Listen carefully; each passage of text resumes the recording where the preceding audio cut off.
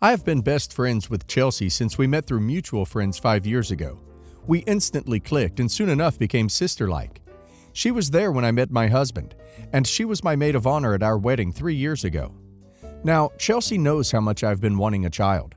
I grew up with 6 siblings, and I loved every second of it. My husband and I want 3 children. When I told Chelsea I was pregnant, she was completely ecstatic.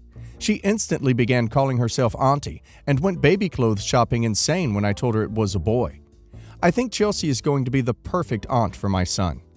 Originally, we wanted to name him Benjamin, which is just a name we both liked, but we weren't sure yet.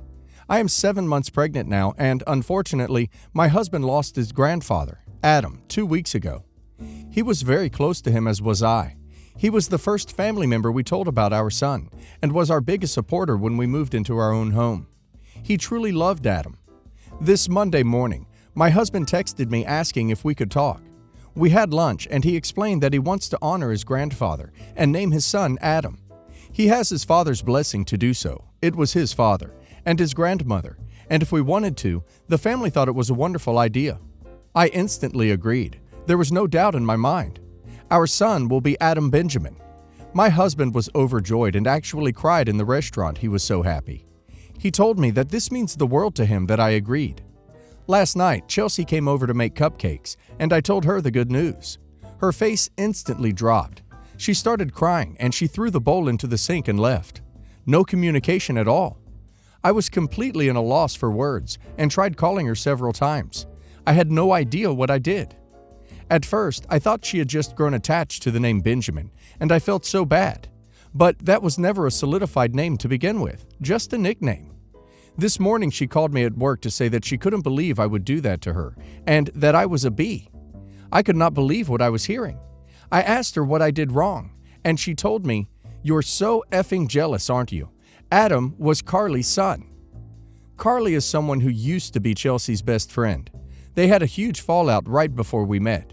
They tried reconciling, and we all tried to be friends, but it just didn't end up working out. Carly and I completely clashed in personalities, and she just hated me. I admit there was some jealousy when Chelsea would talk about all the good times she had with Carly without me, but I understood that this wasn't a relationship, and even if it was, you can't have possession over people. Carly had a son, Adam, apparently, when she was 21. Unfortunately, Adam died of SIDS a month later. I knew about this, but I didn't know his name. I texted Chelsea to apologize and that I never meant to put salt in her wound, but she acted like I was responsible for her original loss. I felt so bad. She texted me back that I was only doing this because I hated Carly and that she never wanted to talk to me again unless I changed my mind. I am seriously at a loss here. What do I do? I don't want to upset anyone, but I feel like this is our son. We are naming him out of love, not out of spite. Stop indulging this twittish behavior. You have nothing to apologize for. This is your son, and you have every right to name him what you want. You are not asking her if it's okay. You are telling her that this is how it is. It's not your job to tend to others' mental problems, where they think they can decide what is right or wrong in your life. A real friend, if she was one, would shut their mouth. You need to rethink this selfish, self-centered person as a friend. What ridiculous behavior. Is she really 28? Chelsea, my husband and I are naming our son after his recently deceased grandfather, Adam. The name has nothing to do with you, Carly, or Carly's son, whose name I didn't even know until after your freakout. That's what you should text her. Also, Adam Benjamin is a very cute name. 4 years ago, I found my ex-wife was cheating on me with her ex-boyfriend for our entire marriage. She told me when our son was 6 months that I wasn't the father, and her boyfriend was, and that she wanted to leave me. She just had to get through the pregnancy without me knowing because she wanted me to sign the birth certificate, as I make a good amount of money and her boyfriend's broke. She knew when we got divorced I would still be required to pay support for the baby, and her boyfriend devised this plan to only tell me once the baby was born. We ended up getting a divorce, and it was very messy. The judge still required me as the baby's legal father to be responsible for support, even though the other guy's the father. We also tested my daughter, as she wasn't sure about her, But thankfully, she's mine. She was 4 at the time, and we were already best friends, so that might have been the last straw for me, honestly. She's my saving grace. Anyways, I've been paying child support for a kid I know isn't mine for years now. It pisses me off so much. The boyfriend ended up ditching her, so she's a single mom. I know her minimum wage job doesn't pay that much, so I assume the support she gets for them goes towards rent. We don't speak unless it's about our daughter. My daughter is very smart, and her teachers have been saying she should go to this fancy private school instead of the public school she attends. She was even invited to a seminar about the school. She's in 3rd grade. She got offered a scholarship, but she still would have to pay $2,000 a month out of pocket. My ex says that I should pay the full amount, as she's living paycheck to paycheck. My paychecks, mind you, and it wouldn't dent my account. I told her that she gets a little more than $1,000 a month from me for support because of her son, and that can be my $1,000 towards the tuition, and she can come up with the other $1,000 herself. She started crying, saying I'm a crappy father because I know she can't afford that, and that I'm spiting my daughter because of our problems. I told her she scammed me legally into paying $1,000 every month for a kid she knew wasn't mine, and she can put that money towards our daughter or to hush up. My mom and sister and girlfriend all think I'm wrong because it's my daughter that will be hurt. But at the end of the day, this woman is getting a chunk of money from me every month that she scammed. She can use that towards our daughter's tuition. What should I do? What about a compromise? You'll pay for your daughter's complete tuition if your wife signs off on you not having to pay any more child support for her other child ever again. That's the best answer. You can't squeeze blood from a turnip. If she's a single mom who doesn't make much, she's not going to be able to come up with an extra $1,000 a month. It's just not realistic. I'd agree to it if she's willing to make up the difference with the child support she stole from you. i.e., you pay $1,000, she pays the $1,000 of child support, and you'll only pay after she's already paid and you've confirmed it with the school. Other than that, tough tarts. She's the one that stole her daughter's future doing what she did. Been married 5 years to Michael, and he was cheating for the last year of it with Susan, my own sister. She's been married for 3 years to James, brother-in-law. I don't really know what set off the cheating, and I don't want to know. It won't make anything better, and the best thing for me is to simply remove those two from my life as soon as possible. Anyway, I found out about the cheating a few months back, late August to be specific, courtesy of James. It was a pretty ducked-up thing, all in all. There were chats, exchanges of nude pictures, and from the chats alone, it was clear that their affair had been physical right from the start. Needless to say, both James and I filed for divorce, and though Susan and Michael tried fighting them at first, tried to push for counseling, they gave it up. I crap you not, in some twisted delusion that it would endear them to us. Should be all over next month. Other than my sister, I still have some aunts and uncles, and their kids, who I'm fairly close with.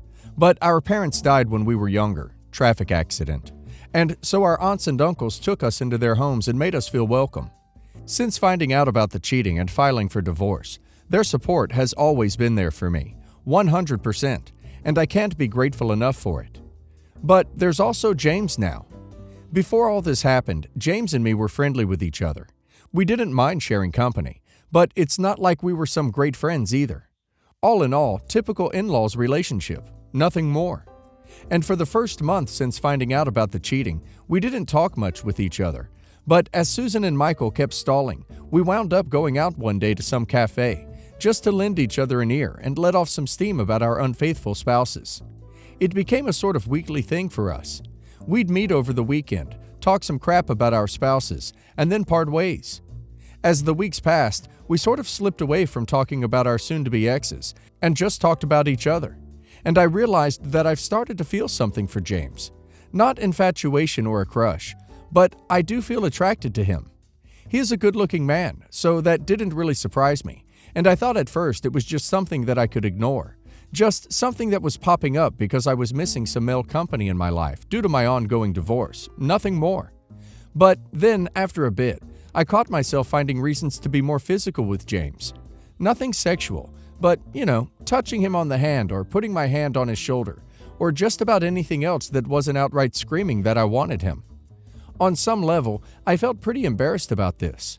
I worried that I was just being petty, that I wanted to take something from Susan like how she took Michael from me, even though I've since realized that makes no sense in retrospect, since you can't really take a person if they don't want to give themselves to you in the first place. And I backed off with the touchiness. Then, at the beginning of this month, I realized that I wasn't feeling just an attraction to James. I genuinely started to look forward to our weekly meetups, which were happening more often lately, and I liked him, and I was starting to think about us two as a couple, and not just as friends. Had a bit of a family meeting with my aunts about this. They gave me really good advice on it, and I was really intent on following it. But last Sunday, I drank for the first time since God knows when, and when James leaned in to hug me and kiss me on the cheek, I changed directions and kissed him on the mouth. A peck, really, nothing more than that. I know it was pretty ducking awful of me. Yes, I could see that he might have been attracted to me, but that didn't mean he entertained the same thoughts as me. He let me down easy and told me that while he did feel something for me, he wanted to go about it slowly and carefully. His words were, "We may be getting divorced, but I'm not going to be a cheater like they were." Bit of a downer when he framed it like that, but he has a good point. James also said that he has no intention of getting involved with anyone during these first few months, until his mind is all cleared, but that he does feel something for me and that he would like to see if the two of us could actually work out together as something more than just this connection between us, where our spouses cheated on us with each other. I don't rightly know why I'm here, why I wrote this. I suppose it helps putting things into perspective. And maybe I just want some opinions from people who don't know me and won't try to justify what I feel and what I did with James, kissing him uninvited, because they're my family. My aunts and uncles and cousins offer plenty of support, but they also tend to abstain from judging my actions too much because of the family-filtered glasses they look at me and my situation. Could this work? If we take it slow, if we make sure that this is what we actually want, and it's not just some innate response to our spouses cheating on us, some petty urge to spite them by getting together, does this stand a chance? Has anyone actually seen or heard about something like this working out for the better for the wronged spouses? I think one of the things pulling you towards James right now is the shared experience of being cheated on, and I would suggest giving it at least a significant amount of time before deciding anything long-term with him. A hearing ear is great at this moment, but let the emotions cool off before making any rash judgments. I've been with my boyfriend for 3.5 years now. I work full-time and he is studying law. We were planning on getting engaged around Easter next year, because that's when we have time, and we thought after 3.5 years it would be no problem. We are planning to get married as soon as he is done studying, in about 3 years. We also want to get engaged in order to travel together, because I was not allowed to travel abroad with him alone before getting engaged. Keep in mind, we had this all planned for years. Parents knew about it. I have told them 1,000 times. Now, my sister has been seeing this guy for about 5 months. It's going good between them, and they too have planned out to get engaged around October next year. In our culture, it's normal to have a big engagement party. I have talked to my sister many times about my plans on getting engaged, and she has always told me to just go for it and that I do not have to wait for her to get engaged first, because she is older. Now, yesterday we had this big discussion because she changed her mind and said that she doesn't want me getting engaged first because she would be ashamed because I am younger. Somehow, she won over my parents and they agreed to it. Also, she told me I was not allowed to travel with him even if I get engaged to him. She also got my parents agreeing to this. I know her boyfriend's parents are very strict, and that's why she would never be allowed to travel with him before getting married because of a bad reputation. But my boyfriend's parents do not care about that at all. They even offered to pay our engagement trip to New York. And I heard her say that she will try to push out her engagement further back just to spite me. I'm done with her. She has ruined all my plans for which I've been talking about for years. What should I do? I don't want to move out. I don't want to move in with my boyfriend's parents. And I don't want to talk to her because I'm scared she will just use everything I say against me again. You're an adult, and you're choosing to follow whatever cultural norms exist for you. You're choosing to let your sister manipulate your life. All she has done is talk. Talk to you, talk to your boyfriend, talk to your parents. I suppose you can talk to her, but you say you're scared she'll use it against you. The question is, what will she do she hasn't already talked about doing? The only person you can control is you. Everything is your choice and in your hands. A. Do what you want that will make you happy, and let the other adults in your life decide if they want to be happy for you. B. Allow tradition to dictate your life.